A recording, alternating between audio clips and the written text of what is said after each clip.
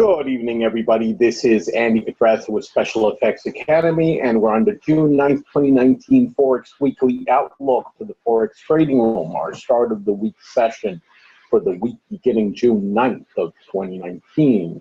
As usual, we will go through our standard agenda.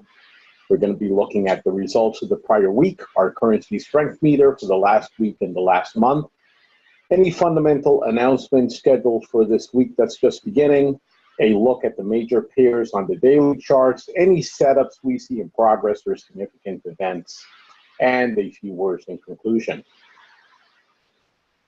So with that said, we will start by looking at the three accounts, the long-term, the intermediate, and the short-term. The long-term has had no change. We still have that one trade open. Last time I checked, it was carrying about 50 pips negative, so much better than before. The CAD had a very strong week, so it's coming back in our favor.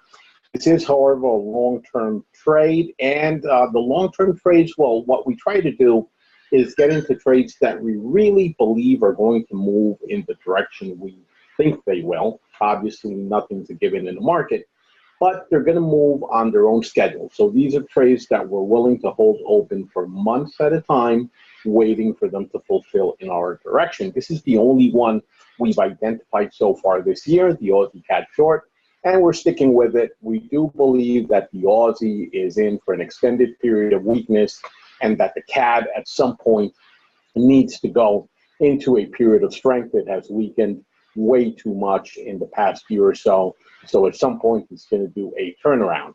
And that is the premise of this trade. As we identify other trades with similar likelihoods of big movements, we will be entering them into the long-term account. But for now, this is the only one. It's remained open and will remain open until further notice. Moving on to the intermediate term ledger, we had a pretty good week. We increased the profit on the account by about another 3%, give or take. We closed out several trades at profit that we've been holding for the past few weeks. And they started retracing last week, hit our trailing stops, and off they went. We did take a loss on at least one or two trades, perhaps, yes, indeed. So pound Swiss and euro dollar were taken out at a loss. But between the trades that were open last week, two of them were at profit, plus some older trades that were closed out at profit, we came ahead by, as I said, about 3%. So this is where the account is right now. We've got a growth for the year of 13.25%. And, well, it is what it is. The only problem right now with the intermediate term account is that we only have one trade remaining open, that USD-JPY short. So we need to replace these trades that are closed out. So we're going to be looking for more opportunities to trade, not long term, but for a few weeks at a time, which is the time frame that the intermediate term account thrives on. So this week we'll be hunting for opportunities to replace the trades that we closed out. All in all, we're doing quite well on this account. And last but not least, the short-term account, we did have a losing week. We lost just under 2.5% on the account balance. Not a big dollar amount. We lost $53 and change, negative 70.2 pips. And you can see the trades there. We had winners, we had losers, but the losers were bigger than the winners by a small margin. The account, however, is still nicely profitable. This was an account that started at $2,000 even, and it's carrying a little bit over 5.5% gain so far for the fiscal year.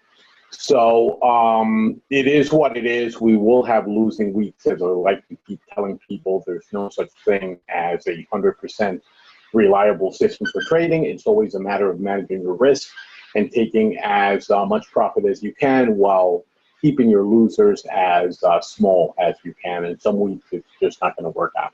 So those are the three accounts. All of the accounts are either at profit, the two smaller ones, short-term and intermediate, or they're at their break-even point because nothing has been closed, as is the case for the long-term account. So all in all, quite healthy on all of them right now.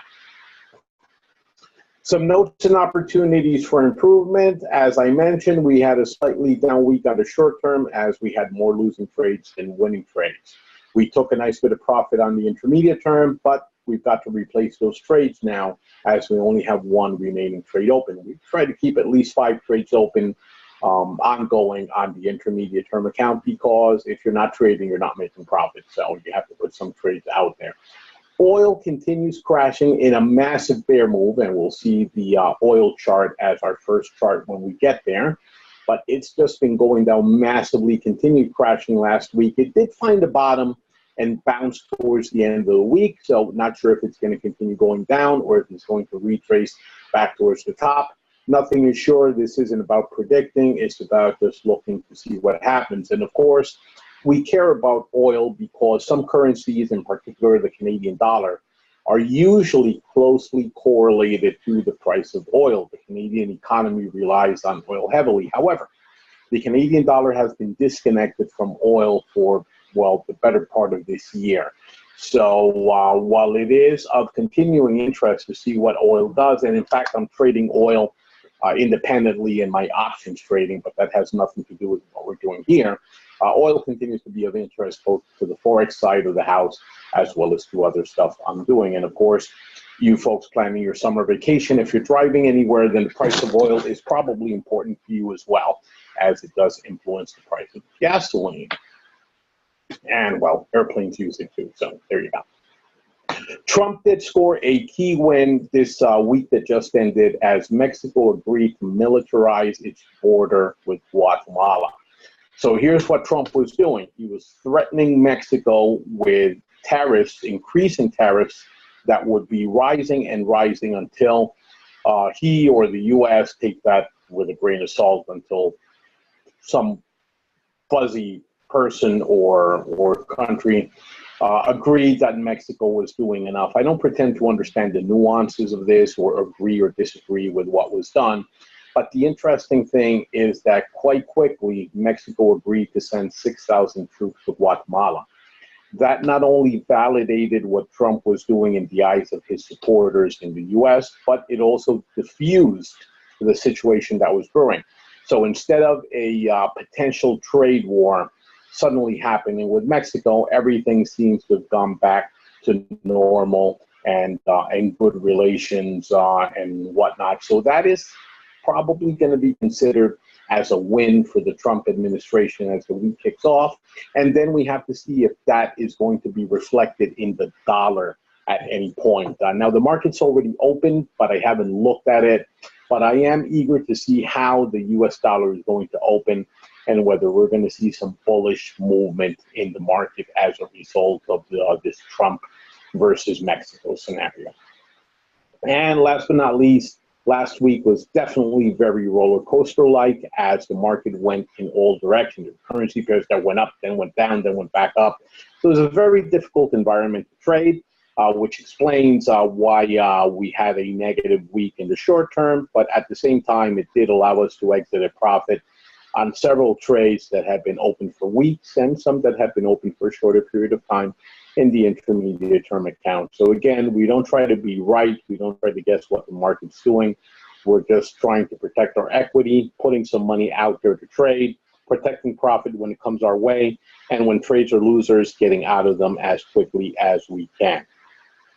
And that's probably going to be, if there's any secret to trading, that's the secret, but I just said.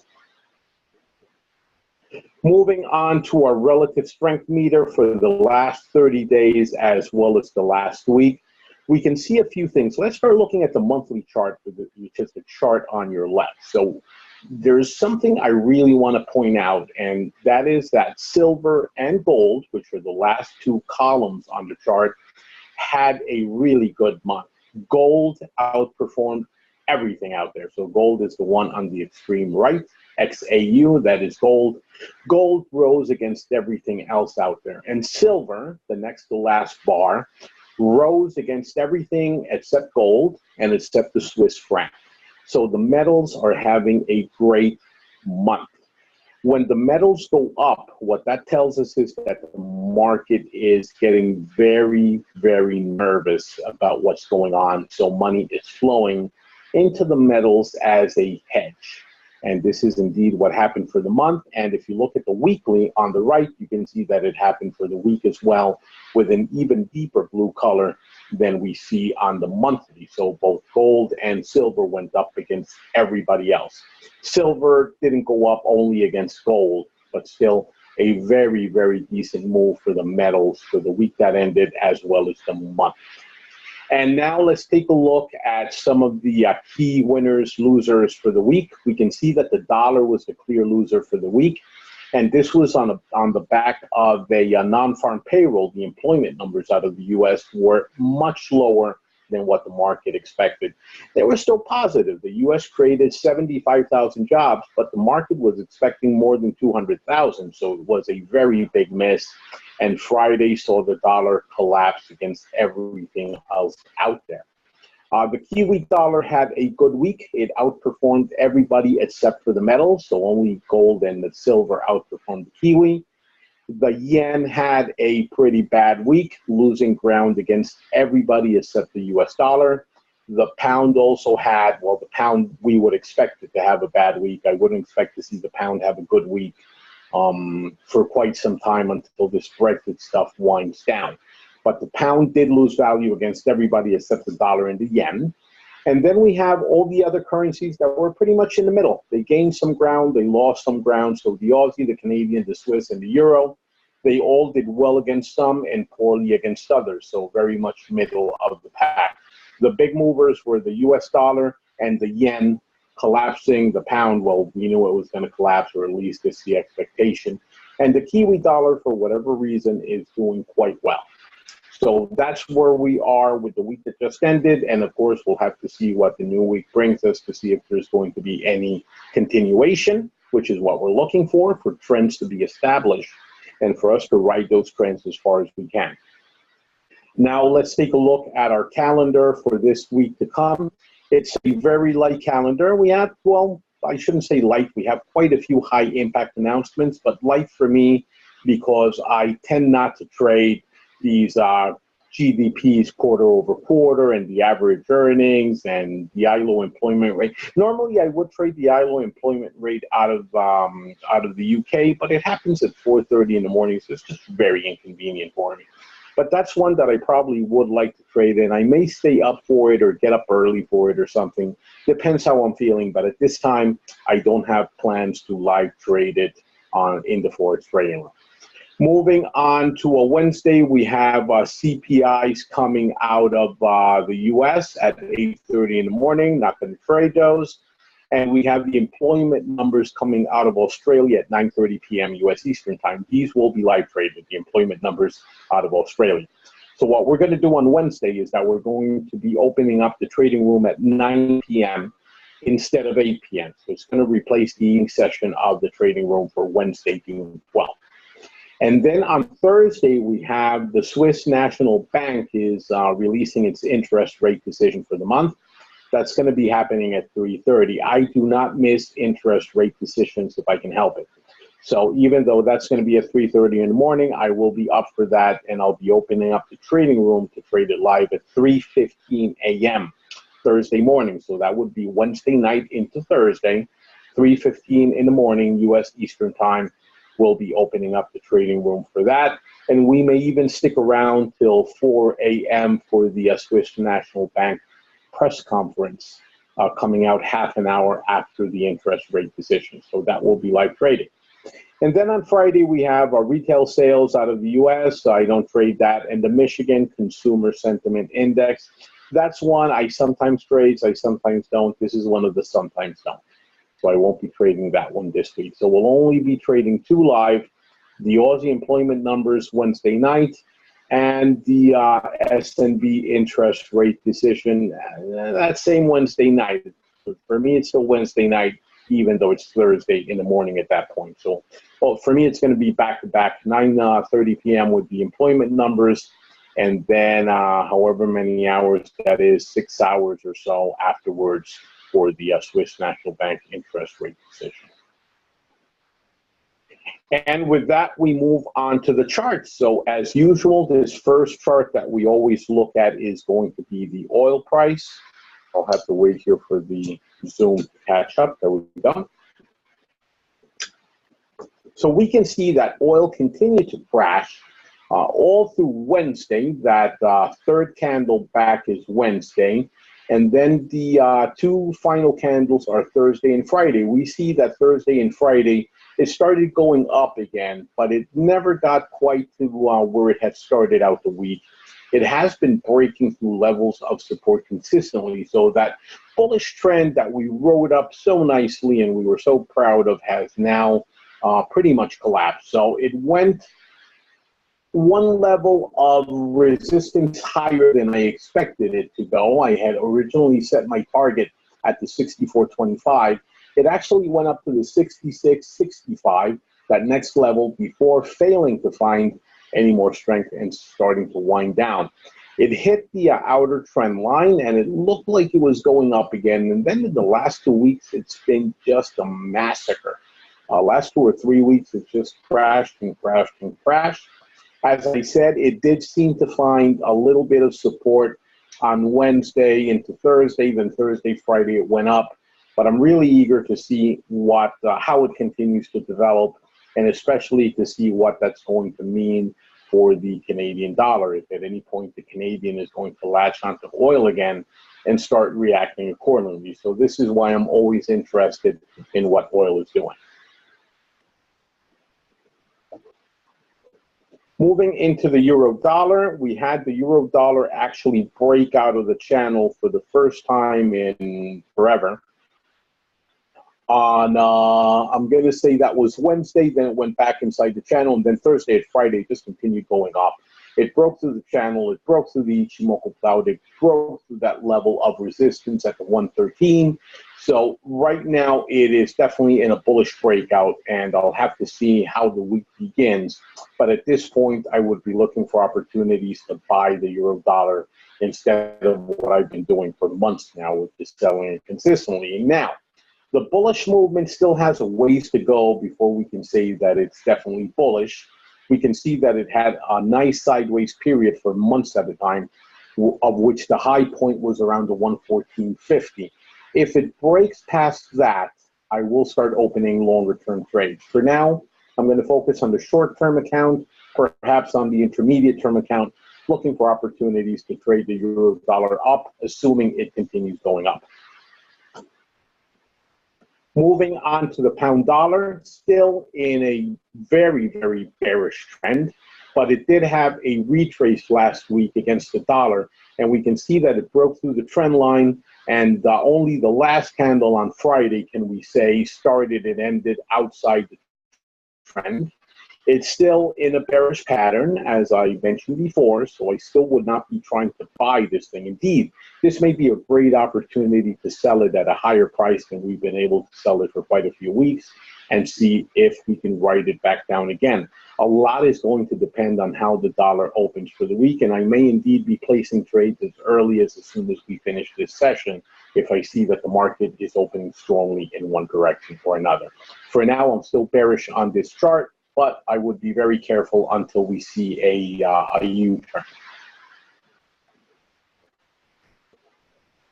USD/JPY had a pretty flat week. I mean, we saw in the relative strength index charts that the USD/JPY went up, so the yen lost against the dollar. But it was very small. We can see that the movement, even though it's bullish, is more sideways than anything else.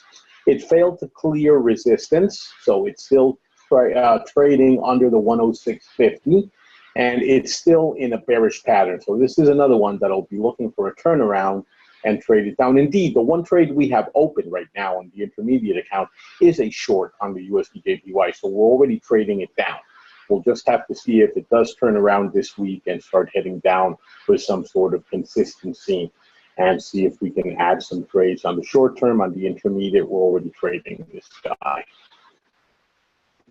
USD CAD, as I mentioned before, the CAD had probably its best week in well, forever. I think the last time it had that good a week was in December of last year. You can see that it fell from the top all the way to the second level of support. So it's doing that again. It hasn't pierced support yet, or at least not as of Friday. I don't know what the market's doing right now, but we did sell it, and we took quite a nice chunk of the profit on the week. Was taken out of the USD CAD. We were trading it on both short-term and intermediate-term accounts. We'll see if we can get into those trades again if it continues dropping. I'm very nervous about opening up longer-term trades on the USD CAD because it's been very, very finicky for quite a long time and not doing what one would expect it to do, especially based on the correlation with oil. So I've been treating it with kid gloves, and I'll continue to do that. But if it breaks that level of support at the 132.30, which is what it's aiming for right now, or was on Friday, I'm definitely going to start opening up positions to trade it down and see how far it goes. Moving on to the dollar Swiss. So the dollar Swiss was another one where we traded and took some profit out of this in the week, if I'm not mistaken. It has broken past the trend lines, and it is sitting at that level of support I've been holding on as an intermediate target for so long. So we've taken quite a nice chunk of profit on the USD Swiss as it's gone down. And if it does break that next level of support, we will be opening up longer term trades to try to trade it down to the mid 90s, perhaps even lower. I've been waiting for this correction out of the Swiss for quite a while. Now, let's not forget, we do have a Swiss interest decision coming out early in the hours of Thursday. So we got to be careful trading the Swiss. We can trade it, just we have to be very careful when that announcement comes out that we've either exited those trades or we protected them to whatever degree we can. Aussie dollar, and it may be time to look at the Aussie dollar again, especially if we're going to see some dollar strength coming back into the market. We can see that this chart is absolutely bearish, but it has retraced significantly in the last 3 or so weeks. It's testing the trend line. The trend line so far is holding. It's still underneath the Ichimoku cloud. This chart is still bearish, but with that retracement.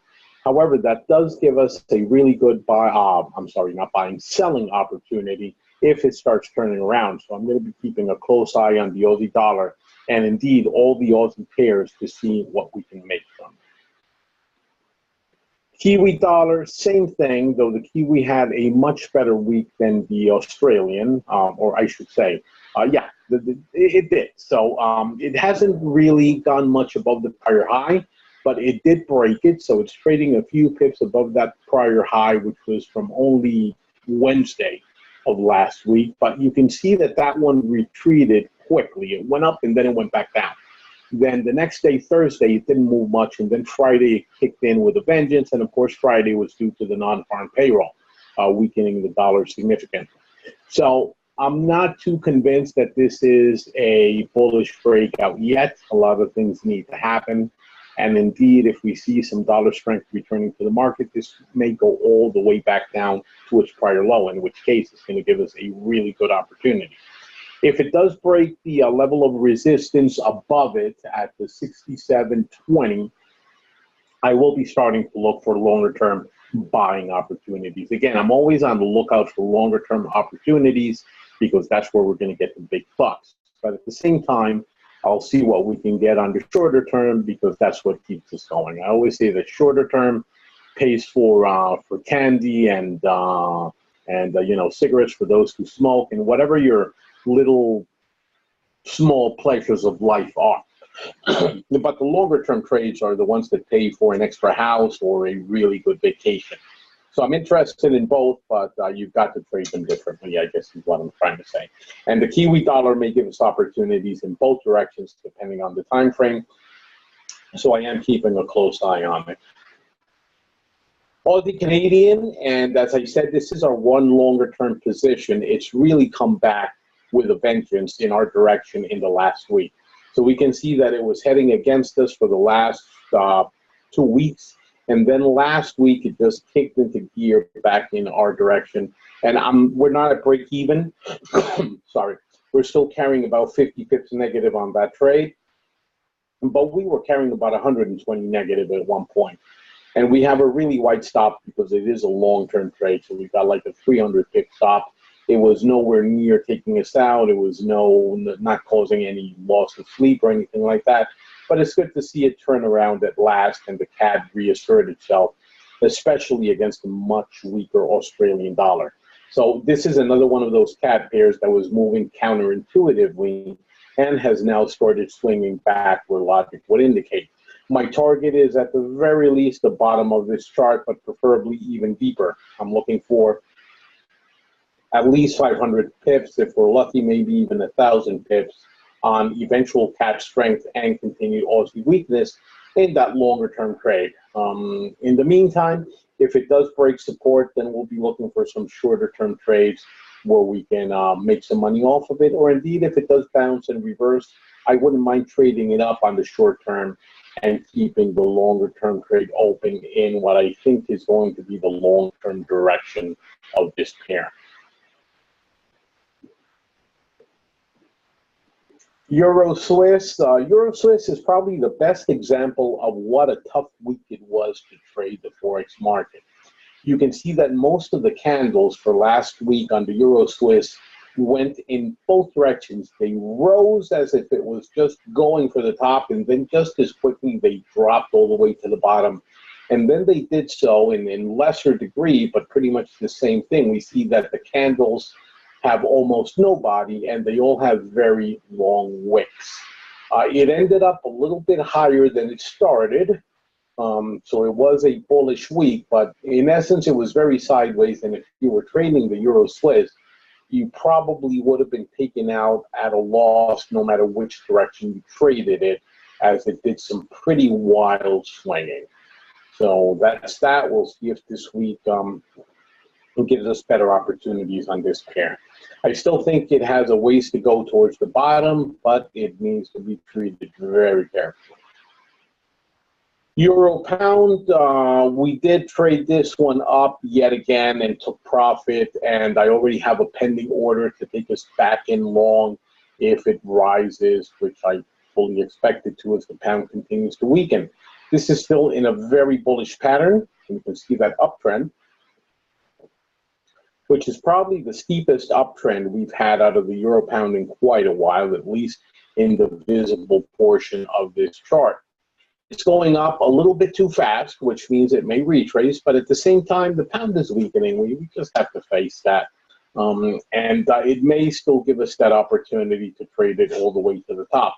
That's not to say that we haven't taken profit already. We've taken, I'm going to say, maybe 300 pips out of this pair in the last couple of weeks already on the different accounts. And that's been trading it up the entire time. I have not traded this pair down since probably somewhere back in March. So it's all been a bullish movement, and we'll continue riding it as far as it goes.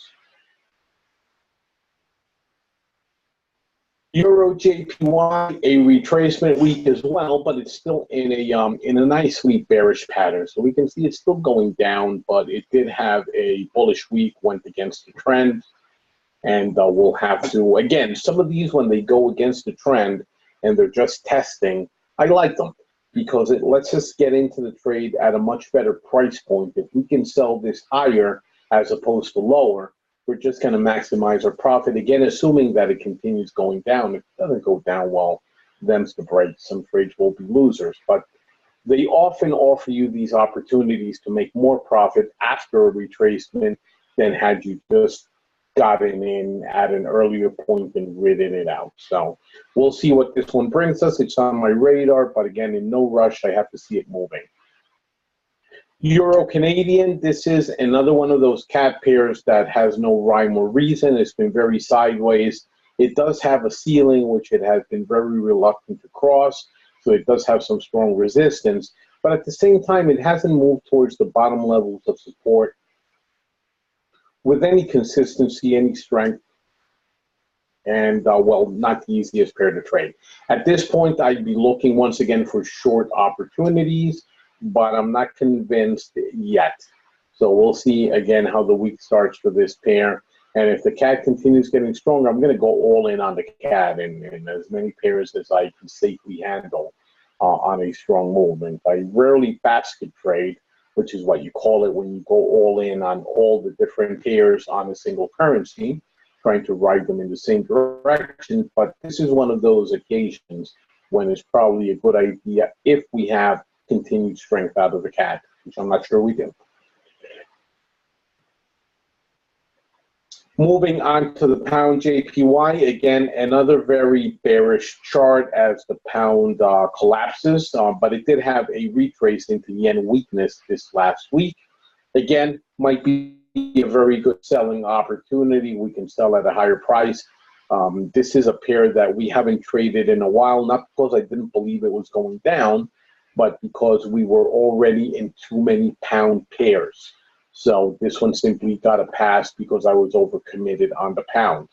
If I see it dropping again, I will probably jump into this one and perhaps others. And what we'll do is, assuming it continues going down, as we start protecting profit on some of these trades, we'll open more pound trades and also basket trade this one, but do it safely.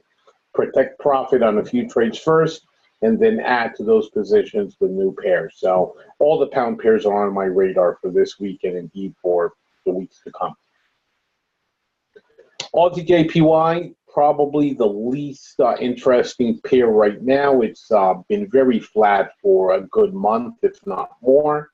And while it did have a up week, as most of the yen pairs did, they went into yen weakness. It wasn't very significant and didn't break out of the prior high. And obviously, since it's going up, it's nowhere near the prior low. So it's right in the middle and not giving us too much to work with.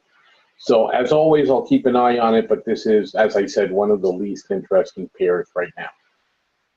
Euro New Zealand still hovering above the Ichimoku cloud. This is one that we took some nice profit a week or two back as it broke the trend line. We went into a shorter term trade. Traded it towards the cloud and got out on that retrace. So actually, yeah, that was this week. So we got out on the retrace at some point, and this would have been one of our winners on the short-term account. Too soon to tell if we're going to get back in again. If we do, it's probably going to be short-term, but we'll see. Our pound Canadian, this one has finally broken out towards the bottom. It was another one of these counterintuitive cat pairs. So it finally broke towards the bottom. It broke on the final 2 days of last week, Thursday, Friday. And this would be my first pair to look and see how it's going to be opening the week and see if we can start trading it. I'm not too convinced about the cat yet. I have to see a little bit more from it than it's given us so far. But we have to get into these trades when we see these signals, when we see it breaking support, when we see it breaking out of a range. You have to trade it, even if you're wrong. So, yeah, you're going to take a few pips of a loss. But if you don't trade them, then when the bigger move happens, you're not going to be in it. So you got to trade them and then just manage the trade effectively so that if it goes against you, that you don't lose too much, but you're in it if it does start a good move in your direction. So that's what we're going to be doing with the pound cat. And last but not least, the pound Swiss, a pretty flat week. And again, I'm looking for more action from the Swiss than we've had, with the caveat that we have the interest rate decision on Thursday morning. But if it does start breaking below the prior low, so below that low from about 5 candles back, and it's very close to it, I will trade it. Indeed, I have pending orders on the pound Swiss, the euro pound, and I think the pound dollar on the intermediate term account active right now. So if we do have the drop, we will, the pound drop, we will be getting into those trades automatically. And that's the end of our charts analysis for the start of the week. Here's a little bit of a summary of the setups I see in progress. Of course, the pound pairs. The pound did slow its descent this last week, so we had a little bit of a retracement, but that could just be the normal small retracements one would expect in a longer running trend. So like I said, might be a really good opportunity to get in at a better price point than before. But again, have to be careful. The Swiss pairs, the Swiss is looking good. We're seeing some strength finally out of the Swiss, but there's that interest rate decision coming out later this week from the SMB, so we got to keep sharp. Canadian pairs, the CAD is still in a disconnect as regards oil, which continues crashing as we saw. But despite this, the CAD had a really good week, probably the best week it's had in quite a while. USD pairs, USD weakened a lot last week on the back of that underwhelming non-farm payroll report, but the week will start with Trump's triumph against Mexico. They're doing more to curb illegal immigration. So that's going to be considered a win by the market, no matter how you slice and dice it. The question is, will it affect the U.S. dollar, and if so, to what degree? So keep an eye on the dollar as the week kicks off and see if it gives us any good opportunity. And Japan, I've added the yen pairs. I've taken out the Aussie and added the yen here on the setups. I try to focus on 5 currencies each week, the ones I think are giving us the most potential. So the yen is starting to see some strength, but as we saw this last week, it gave up a little bit. It either went sideways or weakened slightly. So it is too soon to tell if this is going to be the bigger move. However, as I said before, you got to latch onto these bigger moves a few times before they actually materialize. So we may be going into yen strength trades 2 or 3 times before we hit the big one.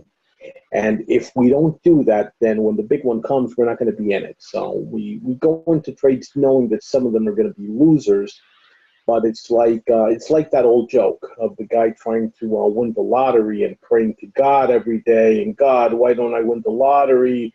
Why, God, why do you hate me so? And finally God answers and says, Joe, work with me here. At least buy a lottery ticket.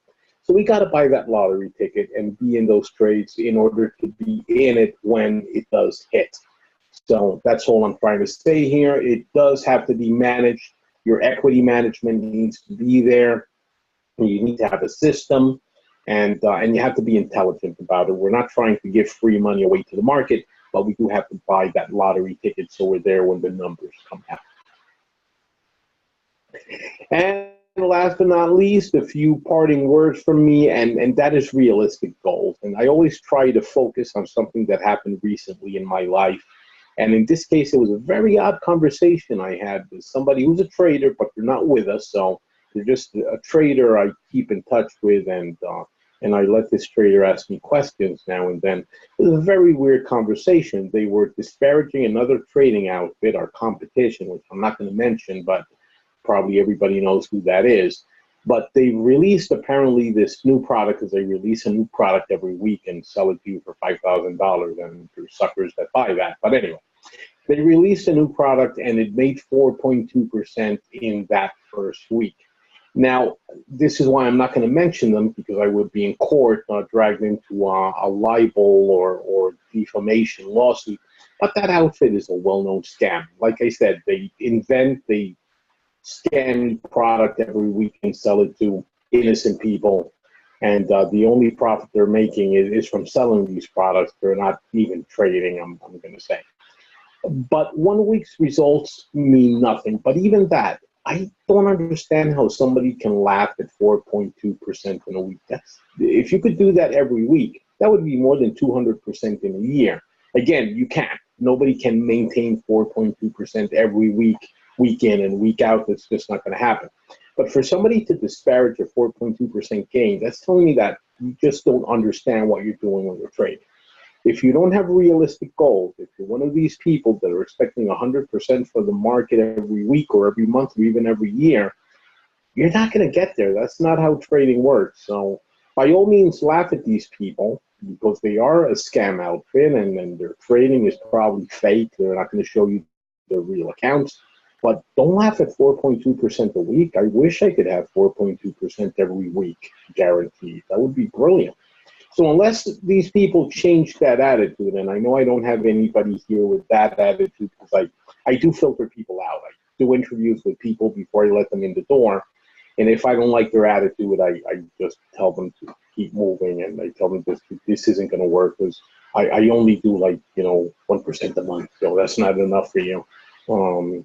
I probably do much better than that, to be honest. But I don't want people here who are expecting something that's just never going to happen. So unless they change that attitude and have realistic goals, they really aren't going to succeed in this. They just might do better, as I said before, buying a lottery ticket at least, or you're only risking $2, and the odds are very, very much against you. But who knows? Maybe you'll win a few million.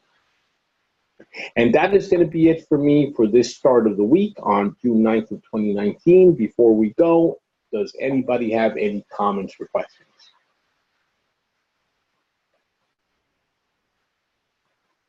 Okay, then thank you very much. I will be sending out a summary very shortly and a recording of this session for any who missed it. Thanks a lot, and see you tomorrow when we start trading. Have a good one.